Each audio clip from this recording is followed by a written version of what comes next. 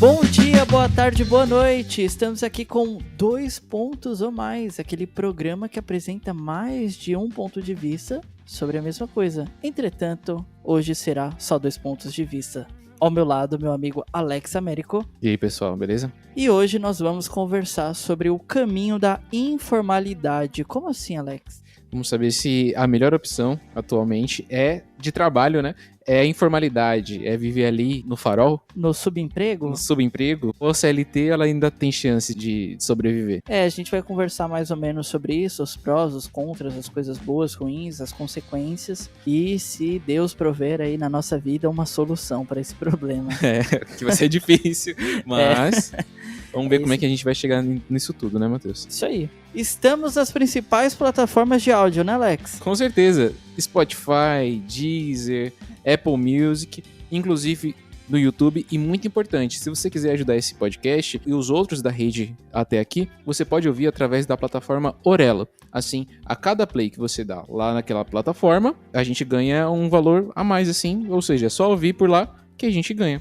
Os 15 centavos da informalidade vai para nós. E se você prefere a comodidade, estamos também no YouTube. Lá a gente tá planejando trazer alguns conteúdos exclusivos, mas, por enquanto, todos os episódios que saem nas plataformas de áudio também estão indo para o YouTube. E também estamos nas redes sociais. Com certeza. Se você quiser saber e acompanhar a gente mais de perto, só acessar @o Até Aqui e você vai ficar por dentro de todo o universo da rede Até Aqui. Sim, a nossa principal plataforma é o Instagram. Então, se você quiser ver a promo, quiser ver bastidores, quiser comentar sobre... Ou chamar a gente para trocar uma ideia, né? Se você tiver um tema que você queira discutir aqui com a gente, trazer para 2 pontos ou mais, só chamar a gente lá, que com certeza você vai ser atendido. E deixar seu ponto de vista também lá nos comentários. Opa, com certeza. É isso aí, bora pro episódio, Alex? Bora.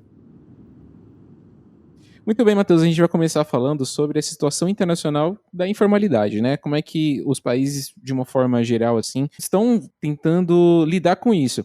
Porque, não sei se você sabe, e a gente conversa muito sobre isso, né? Acho que é o assunto que a gente mais conversa é sobre trabalho, essas coisas assim, offline. E a gente resolveu, inclusive, trazer isso para esse episódio de hoje, né?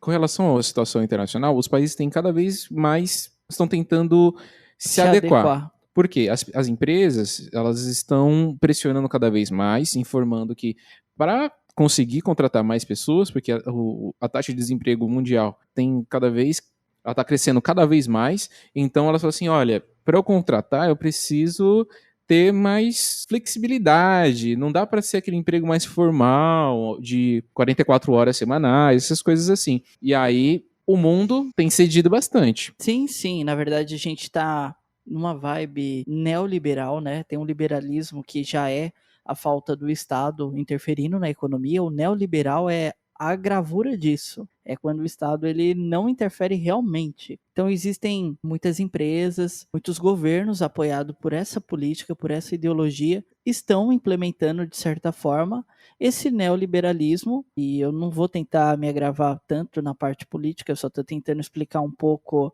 o porquê que grande parte dos países mundo afora está adentrando isso. Esse neoliberalismo ele traz uma consequência que não é tão boa para o trabalhador, que é a falta de direitos, né?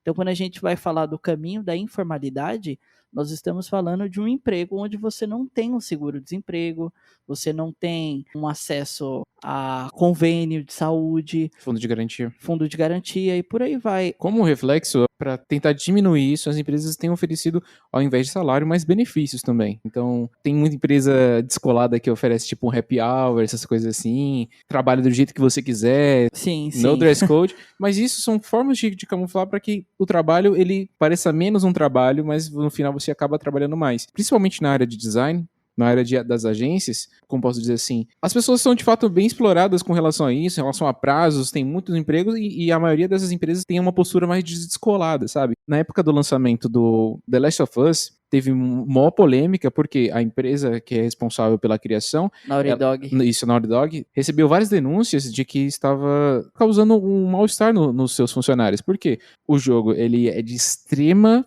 complexidade, né? É o carro-chefe da Sony, e aí precisavam entregar isso, e teoricamente, para reduzir o custo, menos pessoas. Sim, sim, claro. E aí eles foram submetidos a extensas horas de trabalho para entregar um produto de qualidade no final, né? Tudo tem um prazo e etc. Então eles tiveram que correr com o conteúdo com poucas pessoas, né? Isso, e aquela questão é, poxa, isso é trabalho. Uma coisa que meu pai me ensinou desde que eu sou pequeno é que se não fosse bom, se chamava trabalho. Mas é legal você tocar nesse assunto sobre o estresse que foi causado para esses funcionários, porque existem doenças decorrentes disso, né? Com A certeza. síndrome de burnout, por exemplo, Isso. é o excesso de trabalho. Chega uma hora que uma pessoa trava, ela não consegue nem se mexer, porque está tão ali atolada e não consegue pensar em outra coisa a não ser E, trabalho. inclusive, se tornou uma forma mais romântica. Eu sou workaholic. Workaholic. Eu sou maluco por trabalho, cara. Sabe, um ponto interessante, pelo menos é o que eu leio pela internet no BuzzFeed. Aham. O chinês, ou o japonês, aliás, que é visto dormindo no trabalho, é visto como algo bom. Tipo, pô, o cara tá trabalhando tanto que ele não aguentou, tá cochilando, sabe? E isso só Sim. mostra um pouco. O Japão, pra quem não sabe, feriados pouquíssimas, extensas horas de trabalho e o trabalho como algo extremamente moral e ético ali na sociedade. Então, o Japão leva muito a sério esse lance de você se esforçar, vestir a camisa da empresa e tudo mais. Entretanto, tem uma série de fatores horríveis por trás disso. E a gente pode até explicar isso pelo alto número de suicídio no país. Mas é um assunto para outra hora. Você pode até falar, Matheus, sobre a gente participa de um grupo no Facebook chamado Anegão. Inclusive, um salve. Salve. Salve, pessoal do Anegão. Tinha uma pessoa dando relato dela de como era a vida dela no Japão, não era? É, imigrante. Ela estava tentando procurar um banco que ela pudesse transferir o dinheiro dela, né? O dinheiro lá na conta japonesa, para um dinheiro dólar ou real, sabe? Para tentar sair dali. Perguntaram para ela, mas por que você quer sair do Japão? Ela falou, olha, Japão é um país maravilhoso. é, a gente tem essa visão, né? Os animes nos passam isso. Mas ela explicou, olha, imigrante aqui não tem muita chance, é muito explorado, são extensas horas de trabalho, vivo num cubículo. E aí você vê que, cara, chega uma hora que o trabalho ele se torna algo prejudicial, sabe? Algo que era pra ser o suficiente pra você ter prazer em viver. Exato. Não, deixou de ser isso. Passa a ser algo de intenso estresse e de sobrevivência.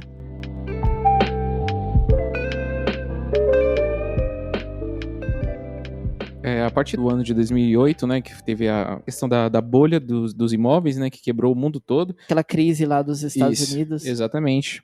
É isso, verdade. Eu esqueci de falar que a crise dos Estados Unidos de 2008, ela afetou o mundo todo porque destruiu os principais bancos, né, lá dos Estados Unidos, que era o símbolo da economia americana. Tinha sido um sucesso, a economia mais bem sucedida, a primeira potência. Representada até pelo filme que o Christian Bale participa. Eu esqueci o nome do filme. Isso que eu ia falar. Agora. Se você quiser saber um pouco mais, só assistir A Grande Aposta. Isso. Eu já assisti esse filme milhares de vezes, que é muito bom.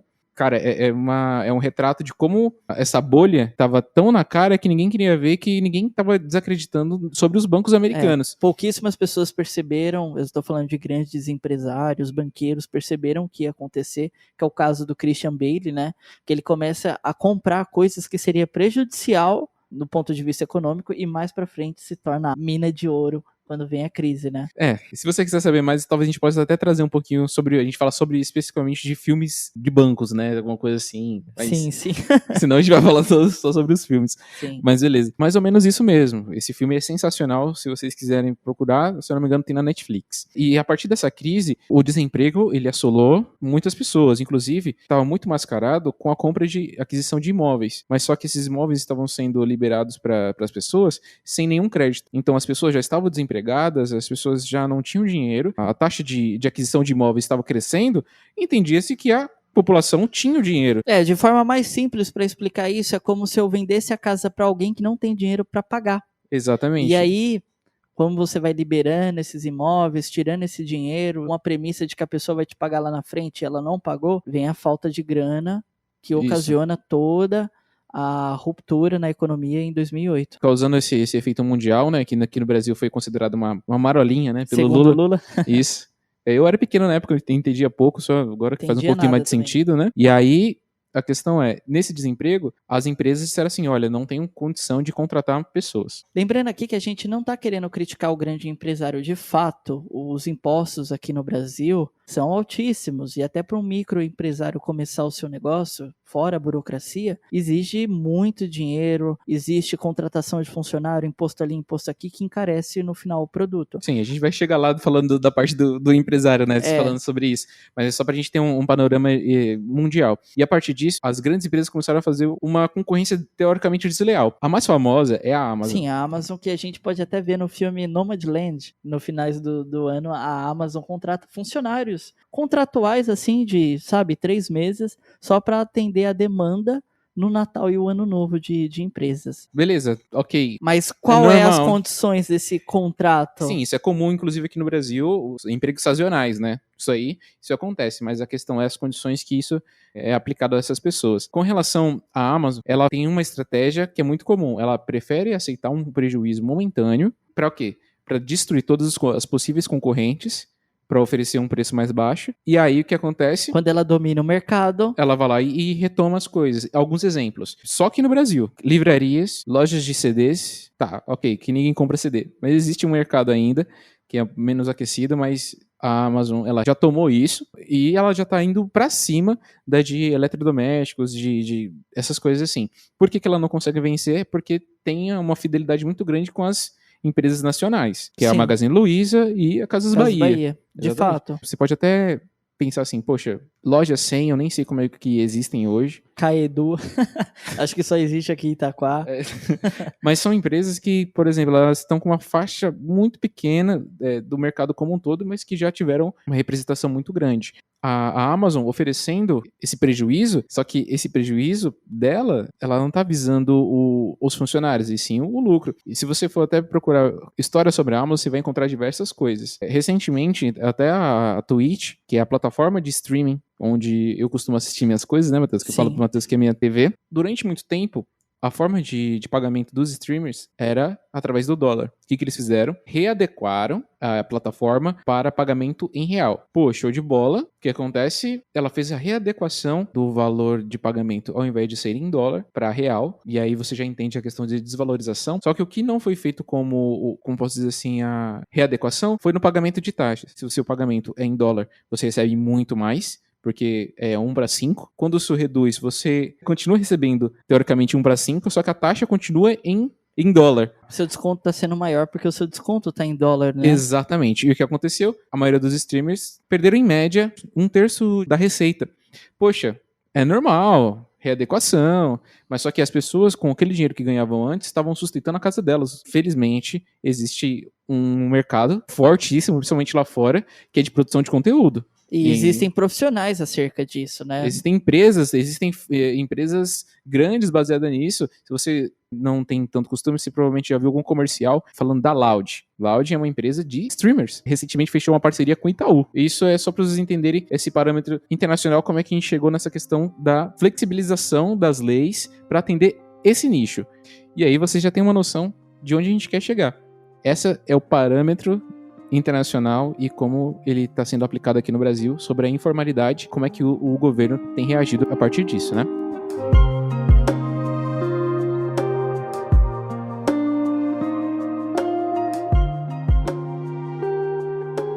E, Matheus, o mercado se regula? Boa pergunta. Eu acho que se regula, mas não para o trabalhador. Explica o que é isso, o mercado se regula. Segundo a política liberal ou neoliberal, o Estado ele não pode interferir na economia, porque a própria economia vai se regular e quando o Estado interfere, acaba prejudicando os empresários e a população como um todo. Um exemplo? Um exemplo é as taxas que tinha sobre o excesso de bagagem nas companhias aéreas, né?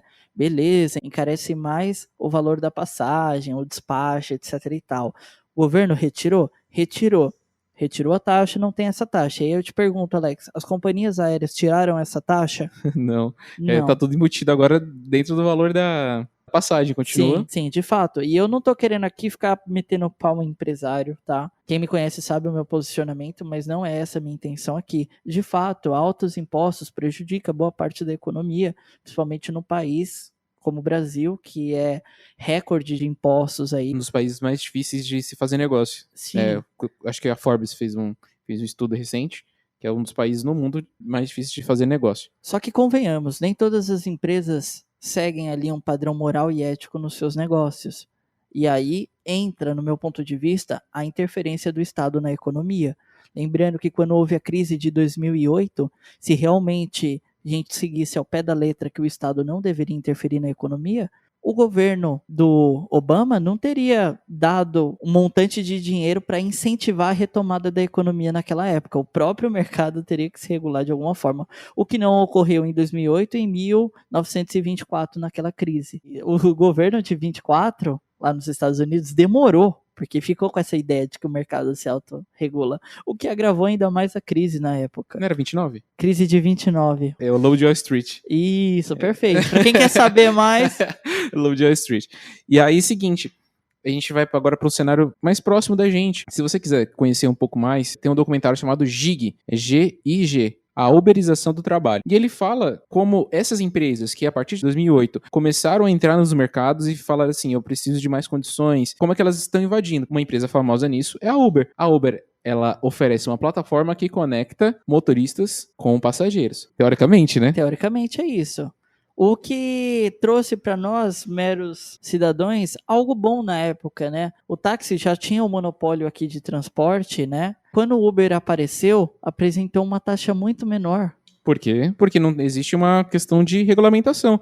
Ele falava assim, olha, eu tenho um motorista e eu tenho um usuário passageiro. Eu vou conectar esses dois. E, teoricamente, isso é uma forma de táxi, né? Sim, é um Não táxi deixa de ser. mais barato, né? Uma ideia revolucionária, etc e tal. Ótimo, perfeito para mim, para você, Alex, que quer pagar mais barato na passagem.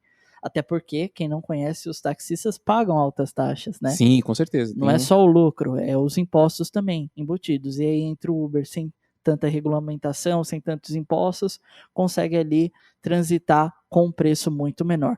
Entretanto, agravou-se aqui no Brasil uma crise decorrente à política governamental que vem desde 2014 para cá. E essa crise está cada vez pior, as pessoas saíram dos seus respectivos empregos, foram demitidos, para entrar no caminho da informalidade, ou seja, aquele emprego que não tem CLT, que não tem direitos, e passa a viver de uma forma mais ou menos contratual, recebendo ali um salário, um valor pelo seu esforço. Exato, que é aí dá a sensação de liberdade, que é onde a maioria das pessoas fala assim, não, eu trabalho a hora que eu quero. Sim, isso é excelente. Realmente ter uma autonomia no seu próprio emprego, quem não gostaria, né? Entretanto, as consequências disso, a gente chama de uberização do trabalho, né? O caminho da informalidade, ele recebe esse nome de uberização, porque o Uber é o monopólio O mais pioneiro, famoso, né?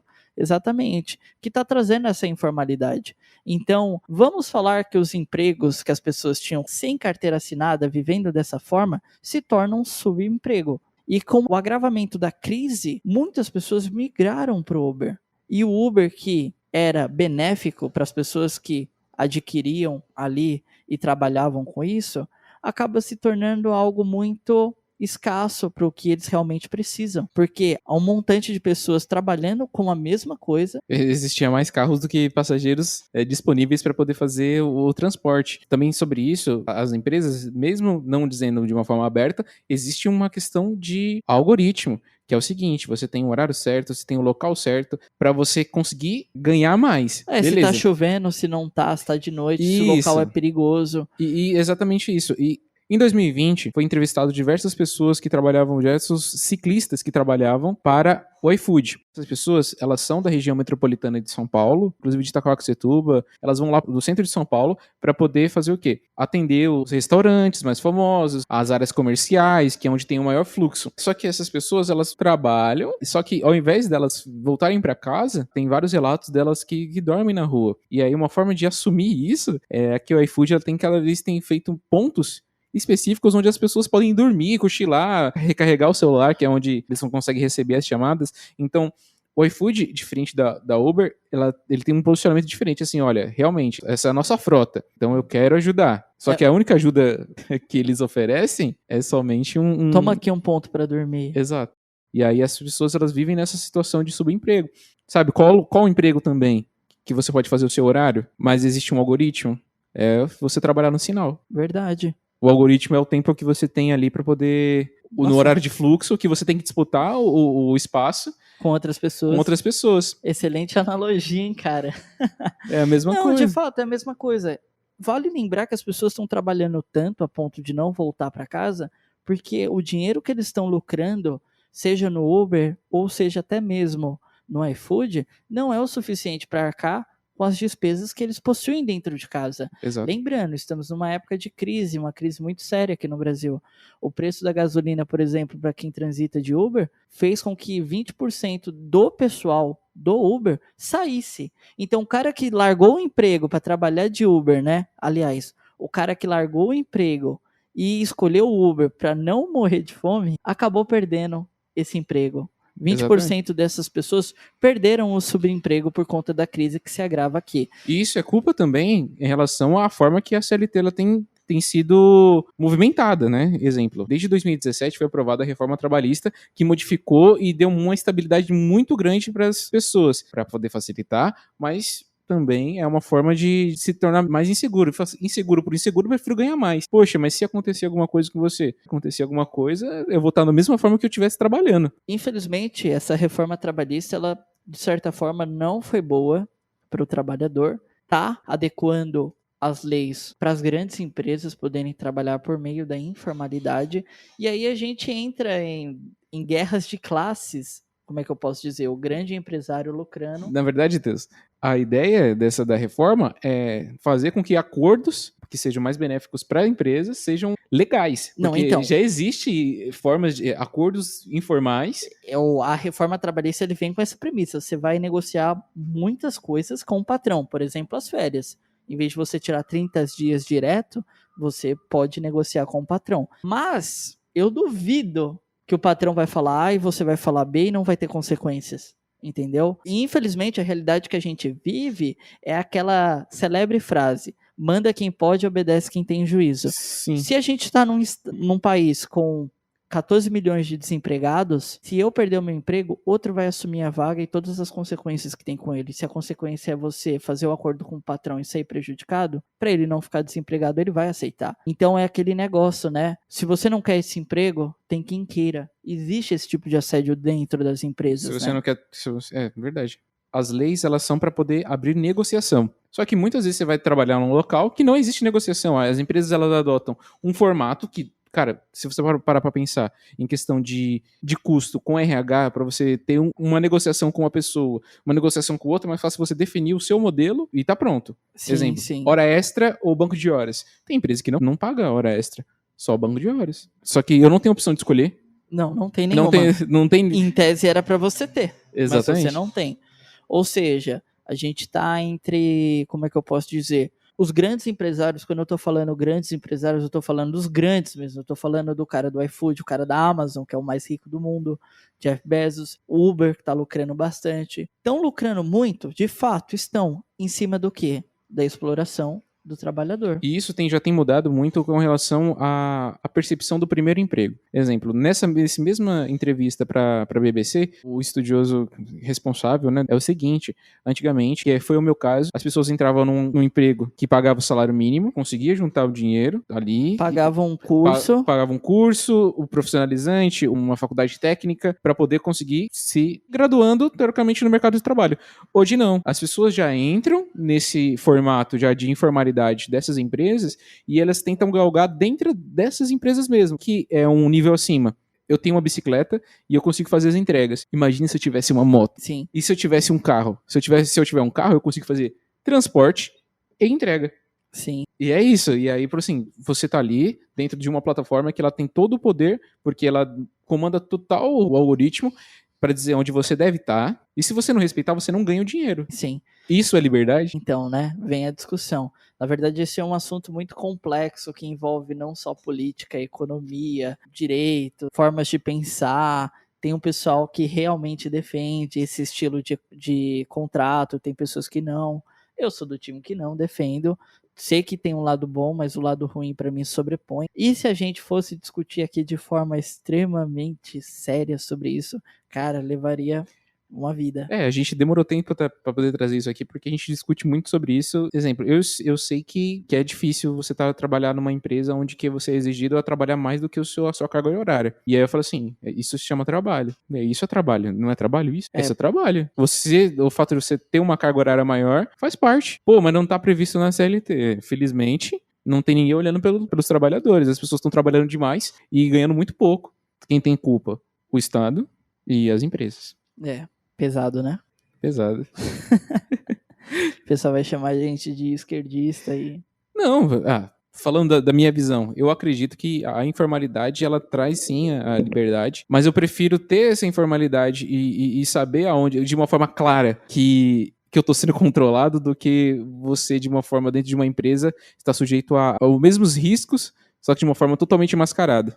Olha, o que seria um emprego de verão? Um emprego de verão, aquele emprego que só é naquela estação Isso. que o jovem tem lá nos Estados Unidos e nos grandes países. Aquele emprego para você juntar uma grana extra de forma contratual ali, tranquila, parece que se tornou regra geral para a vida toda, sacou? A informalidade. Isso, e eu acho que é a tendência como um todo disso se tornar, porque vai ficar cada vez mais difícil devido à pressão manter a CLT completa do jeito que ela foi estabelecida, né? Porque nessa última reforma que foi negada, seriam criados um tipo de contrato para jovens e idosos. Poxa, é para contratar jovem e idoso, com um custo muito menor para as empresas. Olha que ponto a gente chegou. Exatamente. Mas eu ainda vou adotar aqui aquele discurso revolucionário, sabe?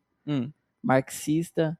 Classe trabalhadora, se une aí, porque senão a gente perde todos os nossos direitos e fica refém a isso. Mas a questão é, Teus, a questão de se unir. Unir quem com quem? Não é uma tarefa fácil, né? Você entendeu? Exemplo, uma classe trabalhadora, não existe a classe trabalhadora, existem os cargos e as pessoas que se identificam. Hoje, eu digo pra gente não perder os nossos direitos, né? Cada vez mais vai ocorrendo essa flexibilização e a corda sempre arrebenta pro lado mais fraco, que é o lado do trabalhador. Principalmente nesses 14 milhões de desempregados, o cara demite você para contratar outro, já que você não está contente com a forma como ele lida com o teu emprego. Ele é o seu patrão. Causa a reserva que você tinha comentado antes? O exército de reserva, né? Quando se você não quer trabalhar, tem quem queira, né? Então a gente acaba se submetendo cada vez mais a essas situações e sendo forçados a trabalhar.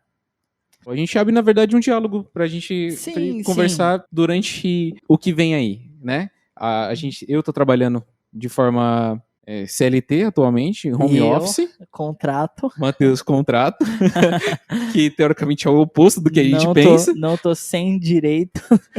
não tenho esses direitos aí. Eu tenho os direitos e eu quero uma questão de uma informalidade. E eu tô na informalidade e quero mais direitos. Exatamente. Então a gente vive essa questão de paradoxo. Porque nem sempre o que a gente quer é o que a gente vai conseguir e as oportunidades que estão postas. Hoje, a maioria das empresas, elas já estão buscando uma forma de contrato das pessoas de forma PJ. O que seria isso? As pessoas abrem um PJ, um CNPJ lá, o valor é acreditado como se fosse um pagamento de um serviço. Isso, e aí o que a pessoa tem? Elas pagam o INSS. Isso por causa que existe essa regulamentação de pagar INSS ainda. E você ainda tem a opção de não pagar.